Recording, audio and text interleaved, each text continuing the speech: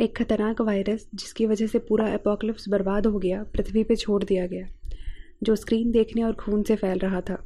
बहुत सारे लोग ग्रसित हुए। डीमियन, जॉन, लुइस सुपरमैन के यहाँ होते हैं। डीमियन बताता है कि बैटमैन कोई जवाब नहीं दे रहा।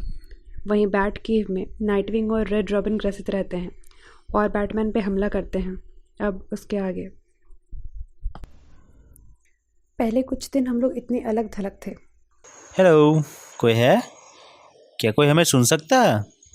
हम लोग छुप गए। ज़्यादातर लोगों ने ऐसा किया ताकि वो औरों से दूर रह सके। सब सही हो जाएगा, मैं यहाँ। और जैसे ही वो दरवाज़ा खोलते हैं उसके आगे भीड़ रहती है। हमें उम्मीद नहीं थी कि ये किस हद तक बढ़ जाएगा और कितनी जल्दी फैलेगा। सभी इन्फेक्टेड लोग एक्वामैन पे हमला करते हैं और वो सब एक साथ समुद्र में गिर जाते हैं। कितना गहरा हमें जल्द ही पता लग गया। जॉन, डेमियन, बैटमैन सही होंगे। डेमियन, मुझे इसकी चिंता नहीं है। जॉन, क्यों नहीं? मुझे 80% लग रहा है कि ये दुनिया का अंत है। डेमियन, मुझे कोई फ़र्क नहीं। लुइस, मेरे घर वाले सुरक्षित हैं। पापा को कभी फ़ोन पे भरोसा नहीं था। वो लोग बंकर जा रहे हैं। मुझे स्मॉल हिल जाना होगा, पर मैं तुम लोग को यहाँ ऐसे नहीं छोड़ सकता। ऑफिस? हमें द डेली प्लैनेट जाना चाहिए।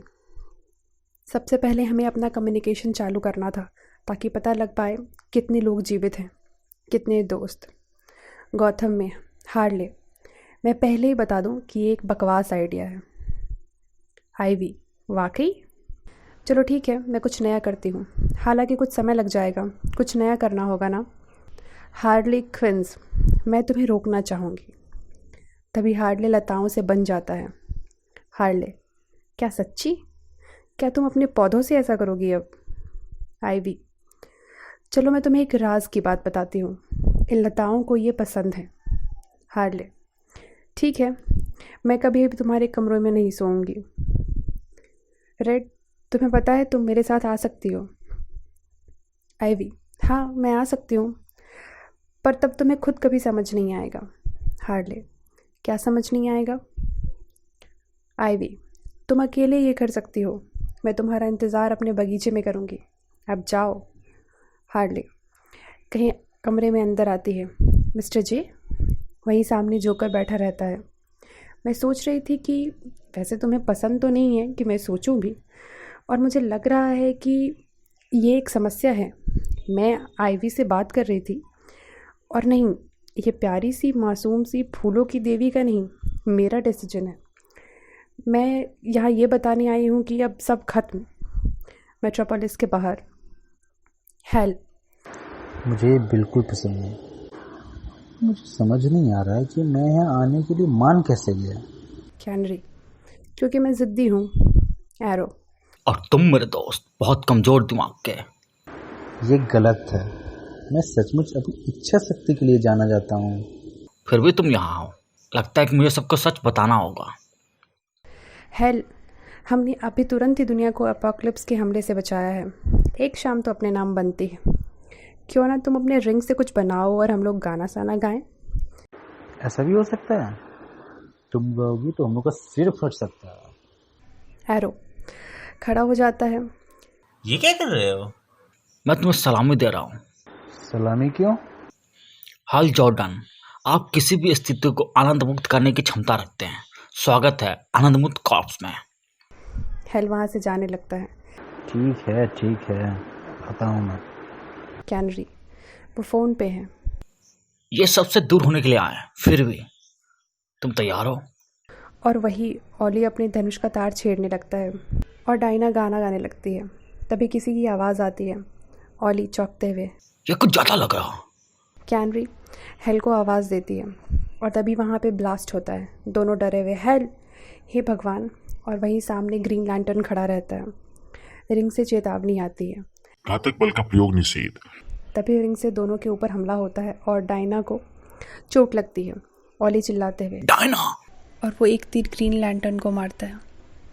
ओली ग्रीन लैंटर्न पर निशाना लगाए हुए, जॉर्डन, मुझे समझ नहीं आ रहा कि तुम्हारे साथ क्या हो रहा है, पर ये दूसरा तीर पहले वाले से ज़्यादा लगेगा।